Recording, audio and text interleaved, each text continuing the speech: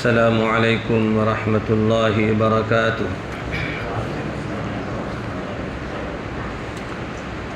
الحمد للہ نحمده ونستعینه ونستغفره ونؤمن به ونتوکل علیہ ونعوذ باللہ من شرور انفسنا ومن سیئات اعمالنا من يهده الله فلا مضل له ومن يضلله فلا هادي له ونشهد أن لا إله إلا الله وحده لا شريك له ونشهد أن محمدًا عبده ورسوله أما بعد أرسله بالحق بشيرا ونذيرا وداعيا إلى الله بإذنه وسراجا منيرا فأعوذ بالله من الشيطان الرجيم بسم الله الرحمن الرحيم اقرأ باسم ربك الذي خلق الإنسان من علق اقرأ وربك الأكرم وقال في موضع آخر سبحانه وتعالى تلك الرسل فضلنا بعضهم على بعض منهم من كلم الله وقال النبي صلى الله عليه وسلم الإسلام يهدم ما كان قبلهم أو كما قال عليه الصلاة والسلام۔ برادران اسلام، بزرگان محترم، امت کے غیور نوجوانوں، ساری حمد و ثنا اور خوبیاں اس خالق و مالک کے لیے جس نے ہمیں اور آپ کو ایمان کی عظیم ترین نعمت عطا فرمائی، اور لاکھوں درود و سلام ہو امام الانبیاء خاتم الرسل جناب محمد الرسول اللہ صلی اللہ علیہ وسلم پر، جن کی محنت اور کاوشوں کے صدقے میں آج ہم سب مومن اور مسلمان ہیں۔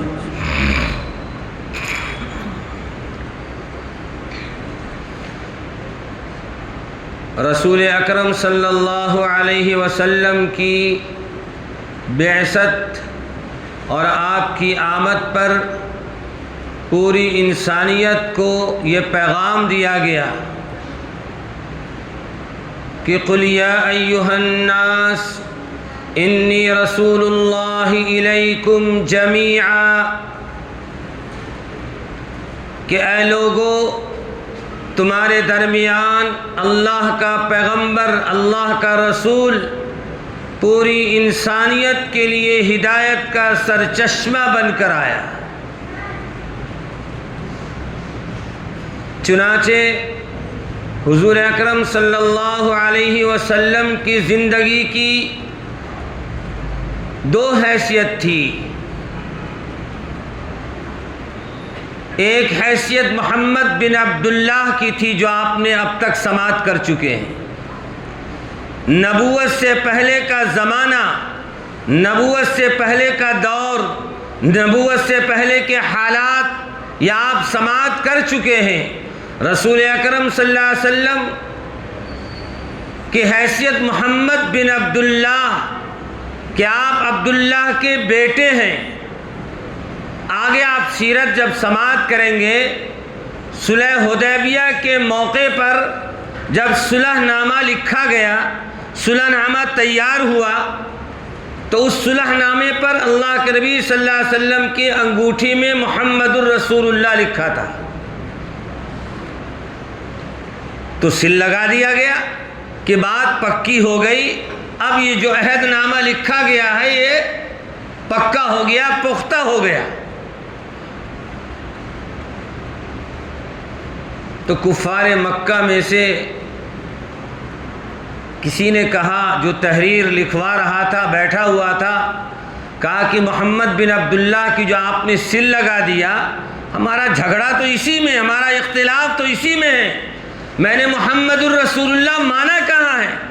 میں نے ان کو اللہ کا نبی رسول تسلیم نہیں کیا اور آپ محمد الرسول اللہ لکھ رہے ہیں۔ سیدنا لکھنے والے علی رضی اللہ تعالیٰ عنہ، پھر کیا لکھنا ہے؟ پھر کہا لکھو محمد بن عبداللہ لکھو۔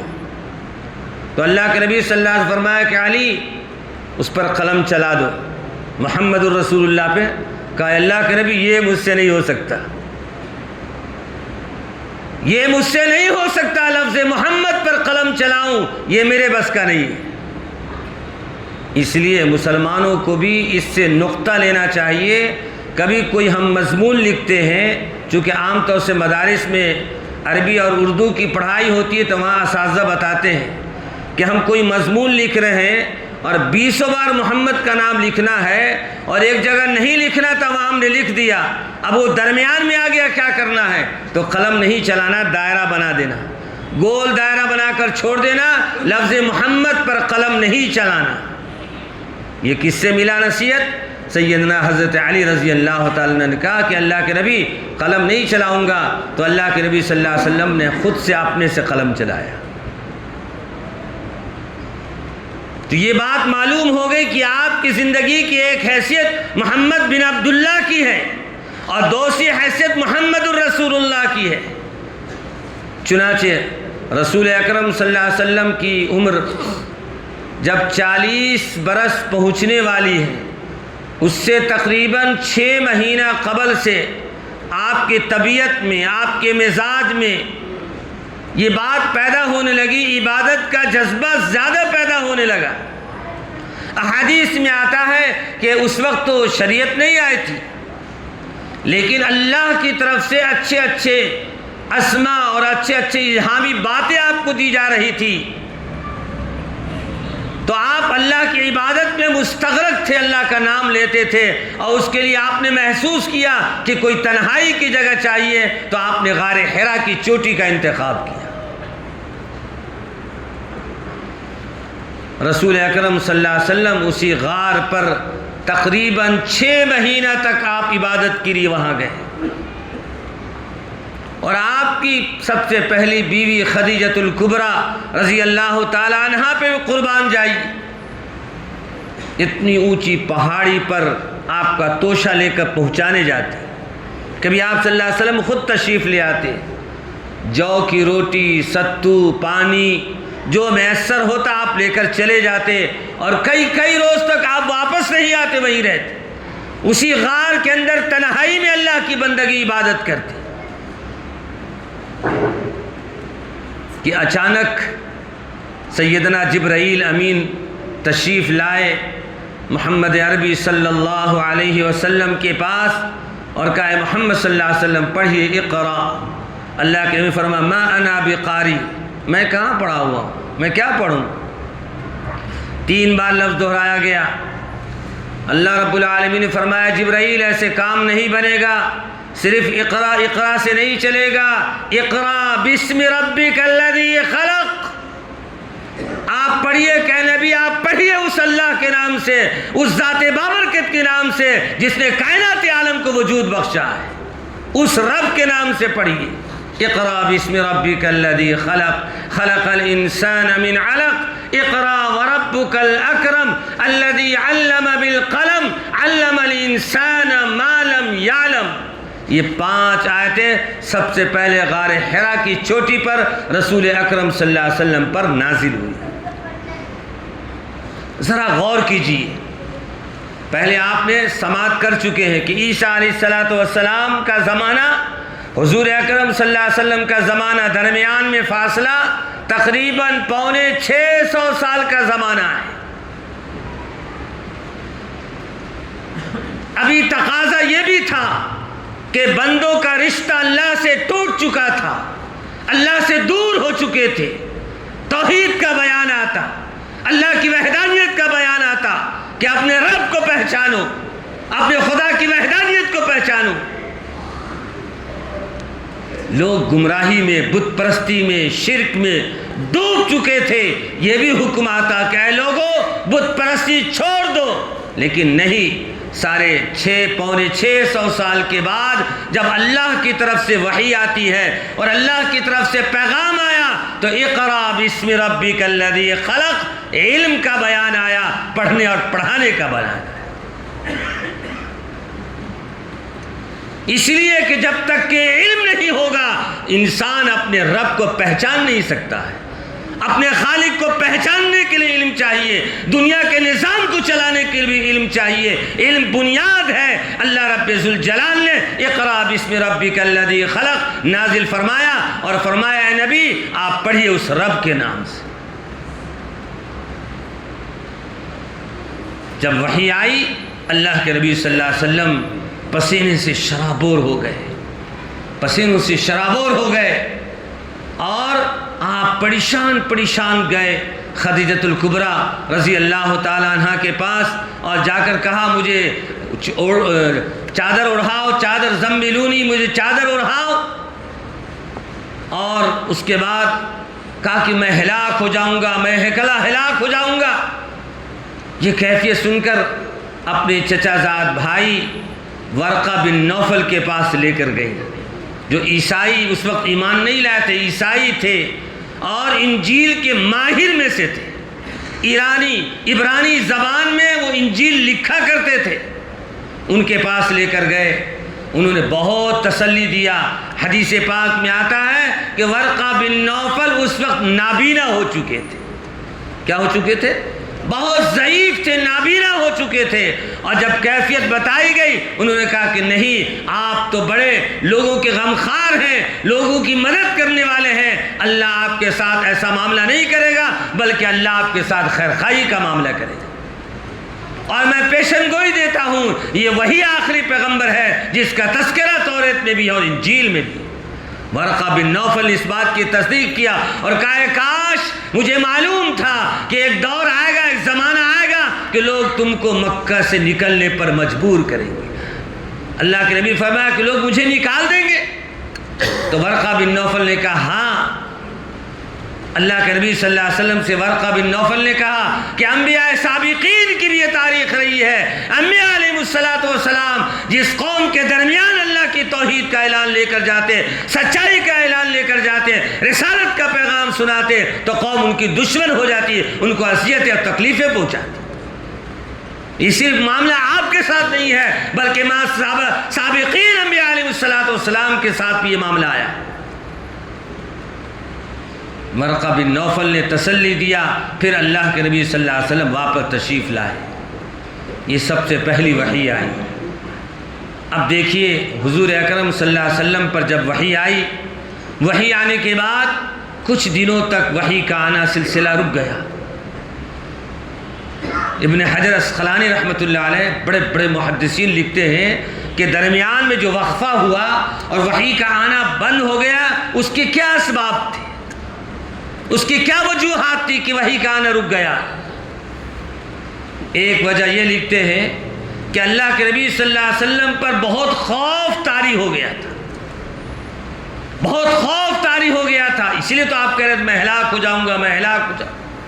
قرآن کا جلال دیکھیے، اِنَّا عَرَضْنَا الْأَمَانَةَ عَلَى السَّمَاوَاتِ وَالْأَرْضِ وَالْجِبَالِ فَأَبَيْنَ أَن يَحْمِلْنَهَا وَأَشْفَقْنَ مِنْهَا وَحَمَلَهَا الْإِنسَانُ. جس قرآن کو اللہ کی جس امانت کو اٹھانے کے لیے آسمان نے انکار کر دیا، زمین نے انکار کر دیا، پہاڑوں نے انکار کر دیا، محمد عربی صلی اللہ علیہ وسلم کی ذات نے اٹھا لیا. وَحَمَلَهَا الْإِنسَانُ لو انزلنا هذا القرآن على جبل لرأيته خاشعا متصدعا من خشیت اللہ. اللہ کا یہ وہ کلام ہے کہ آسمان پر ڈالا جاتا تو آسمان اس کلام کی جلال کی وجہ سے دب جاتا. حدیث پاک میں آتا ہے اللہ کے نبی صلی اللہ علیہ وسلم کبھی کبھی اونٹ پر تشریف فرما ہوتے. کہاں ہوتے؟ اونٹ پر تشریف فرما ہوتے اور اسی حالت میں جبرائیل امین آ جاتے قرآن لے کر. قرآن کی عظمت دیکھیے، قرآن کا جلال دیکھیے، قرآن کی ماہیت کو دیکھیے. اللہ کے نبی صلی اللہ علیہ وسلم ارشاد فرماتے ہیں میں اونٹ کی پشت پہ بیٹھا ہوا ہوتا، جبرائیل امین قرآن کی آیت لے کر آتے، قرآن کی بوجھ کی وجہ سے اونٹ برداشت نہیں کرتا اور اونٹ بیٹھ جاتا. یہ قرآن کا جلال ہے.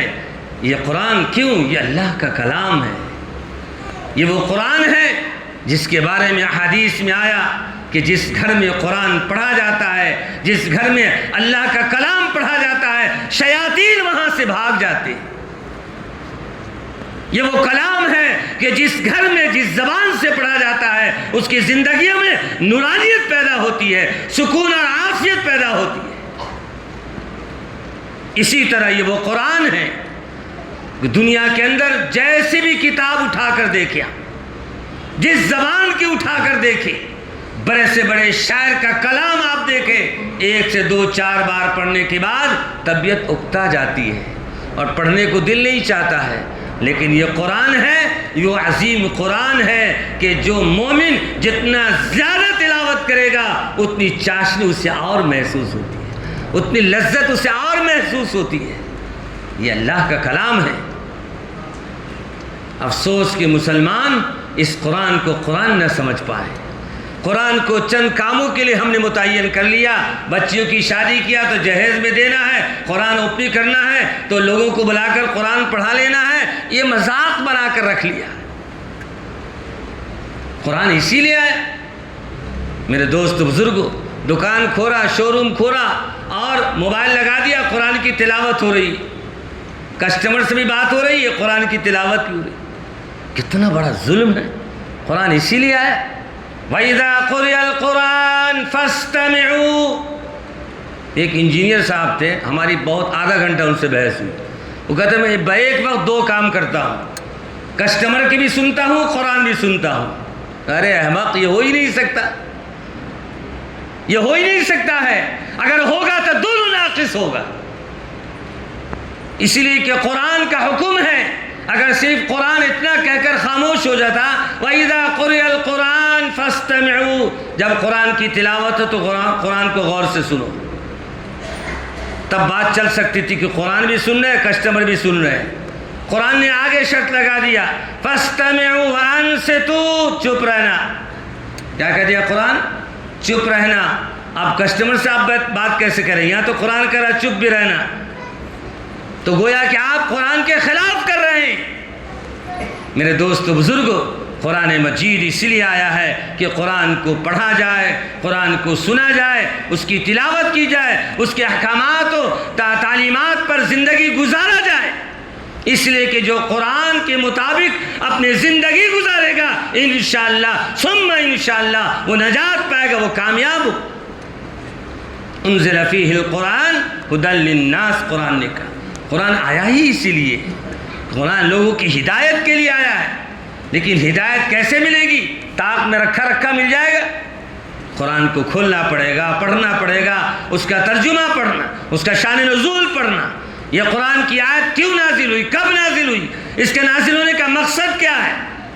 بہرحال عرض یہ کر رہا تھا کہ قرآن مجید کی 5 آیتیں غار حرا پر نازل ہوئی۔ رسول اکرم صلی اللہ علیہ وسلم اسلام کی دعوت کے لیے کھڑے ہو گئے۔ قولوا لا الہ الا اللہ تفلحون، اے لوگو لا الہ الا اللہ کہو، تم کامیاب ہو جاؤ گے، تم کامران ہو جاؤ گے۔ رسول اکرم صلی اللہ علیہ وسلم نے ہر ممکن کوشش کیا، بالآخر اللہ کا پیغام آ گیا، اللہ کا پیغام آیا، اے نبی پاک صلی اللہ علیہ وسلم یہ کام آپ اپنے گھر سے شروع کیجیے، اپنے رشتہ داروں سے شروع کیجیے، لہٰذا آپ اپنے رشتہ داروں کو جمع کیجیے۔ وَأَنذِرْ عَشِيرَتَكَ الْأَقْرَبِينَ، اے نبی آپ اپنے رشتہ داروں کو ڈرائیے۔ چنانچہ حدیث پاک میں آتا ہے اللہ کے نبی صلی اللہ علیہ وسلم نے ایک دعوت کی اور دعوت پر سارے رشتہ داروں کو جمع کیا۔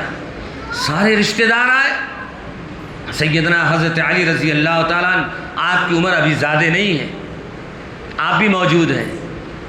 دعوت نوش کرنے کے بعد، کھانے کے بعد اللہ کے نبی صلی اللہ علیہ وسلم کھڑے ہوئے اور اللہ کی توحید کا اعلان کیا، اسلام کی دعوت پیش کیا۔ سب کے سب مجلس برخاست ہو گئی، ایک نے بھی آپ کی اس دعوت کو قبول نہیں کیا سوائے سیدنا حضرت علی رضی اللہ تعالیٰ۔ کہا کہ میں آپ کا ساتھ دوں گا، کوئی ساتھ دے نہ دے میں آپ کے ساتھ ہوں اور آپ کے ساتھ رہوں گا۔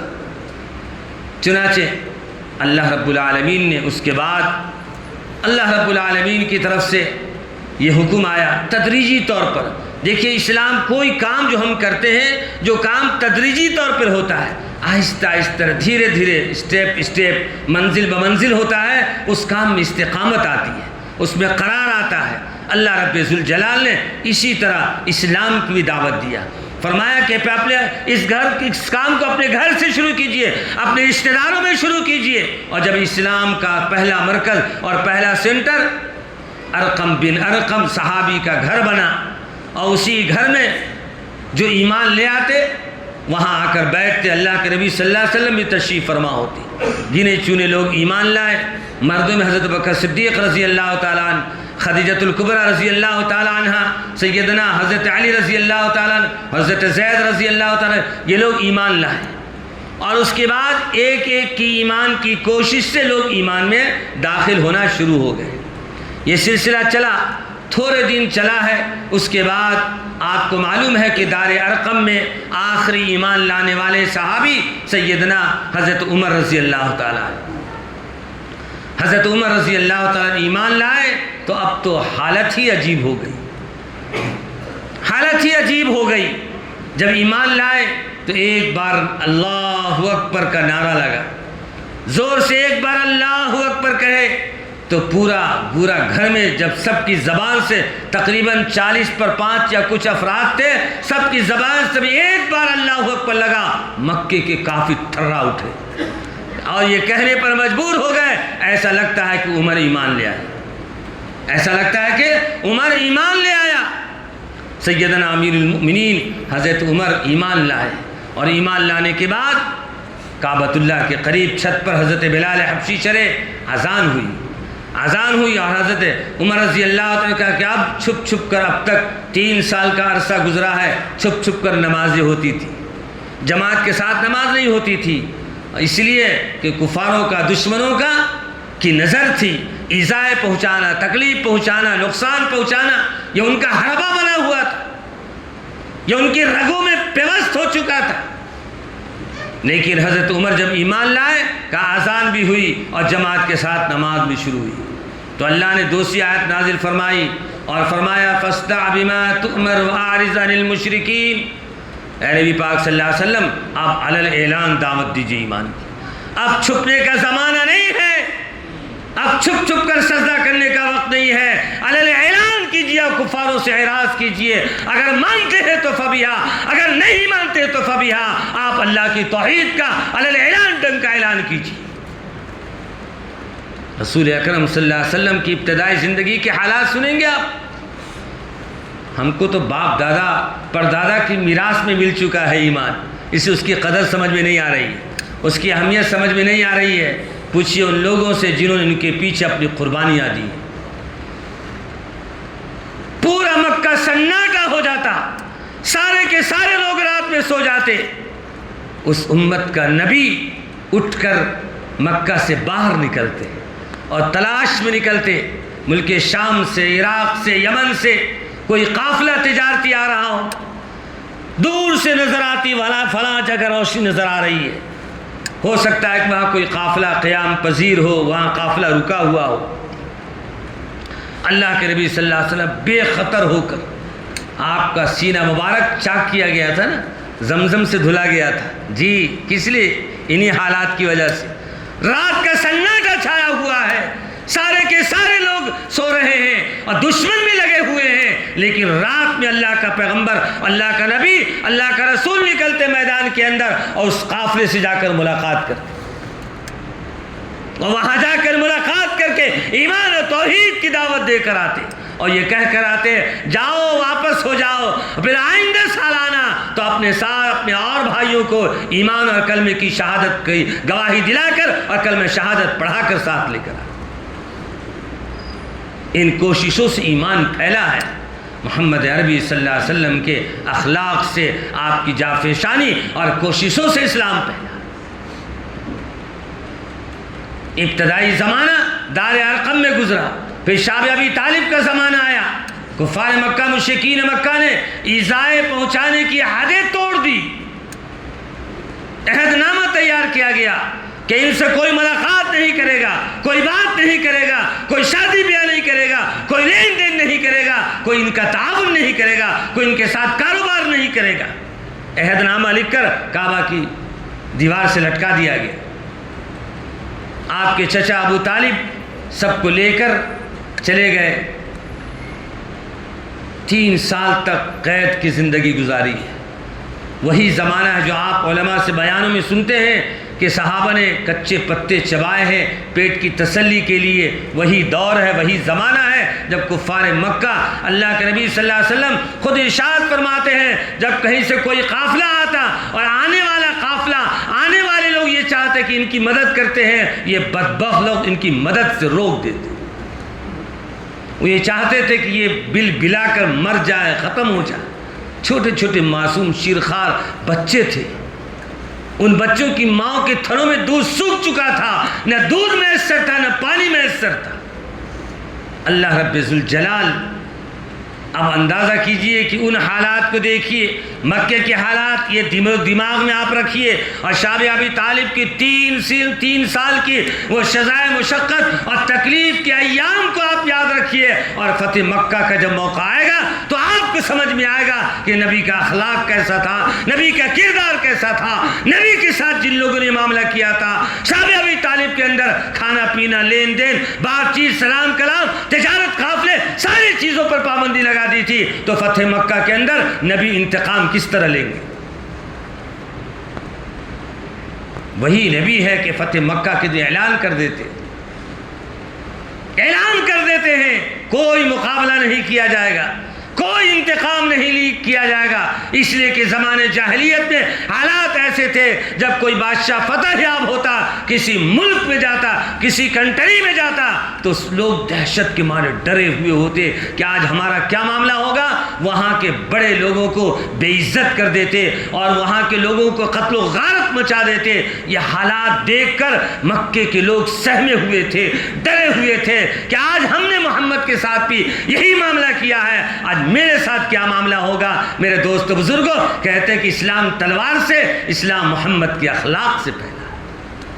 فتح مکہ کے دن اللہ کے نبی چاہتے تو کعبہ مکہ کے اندر خون کی ندیاں بہہ جاتی، لیکن نبی نے وہ کام نہیں کیا۔ نبی نے اعلان کر دیا کہ جو اپنے گھر کا دروازہ بند کر لے گا وہ مامون ہو جائے گا، جو حرم میں داخل ہو جائے گا وہ مامون ہو جائے گا۔ کسی کے ساتھ لڑائی نہیں کی گئی، جھگڑا نہیں کیا گیا، انتقام نہیں لیا گیا، بلکہ معافی کا عام پروانہ کر دیا گیا اور اعلان کر دیا گیا آج معافی ہی معافی ہے۔ اسلام کی تاریخ پڑھیے کہ اسلام کیسے آیا، کن حالات سے آیا، کن مشکلات کے بعد آیا ہے۔ میرے دوستوں اور بزرگوں، اتنا پاکیزہ ماحول بنا کر صرف 23 سال کے عرصے میں جناب رسول اللہ صلی اللہ علیہ وسلم نے امت کے سامنے پیش کیا۔ آج امت اسے سنبھالنے کو تیار ہے، بلکہ اس کا شرازہ منتشر کر دیے، بکھیر دیے، اس کا ایک عشیر بھی اپنی زندگی میں باقی نہیں رکھا۔ اللہ سے دعا ہے اللہ تعالی ہماری زندگیوں میں رسول پاک صلی اللہ علیہ وسلم جو دین، جو شریعت، جو کتاب، جو احکامات، جو تعلیمات لے کر آئے، اس کے مطابق ہماری زندگی گزر جائے، تاکہ آخرت کی جو لامحدود زندگی ہے اس لامحدود زندگی میں ہم کامیاب ہو سکے۔ اللہ سے دعا ہے اللہ ہم سب کو نبی پاک صلی اللہ علیہ وسلم اور صحابہ کرام اور اسلام کی سیرت کو پڑھ کر زندگی گزارنے کی توفیق عنایت فرمائے۔ وآخر دعوانا ان الحمد للہ رب العالمین۔